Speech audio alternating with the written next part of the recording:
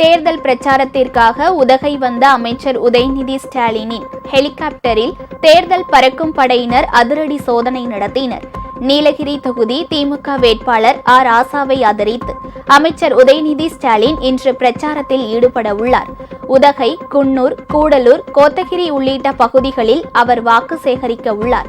பிரச்சாரத்திற்காக helicopter மூலம் உதகை வந்த உதயநிதி ஸ்டாலினுக்கு திமுகவினர் உற்சாக வரவேற்பு அளித்தனர்.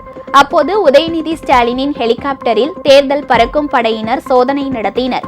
பணம் மற்றும் பரிசு பொருட்கள் ஏதும் இல்லை என்பதை உறுதி செய்த அதிகாரிகள் பின்னர் அங்கிருந்து புறப்பட்டு சென்றனர்.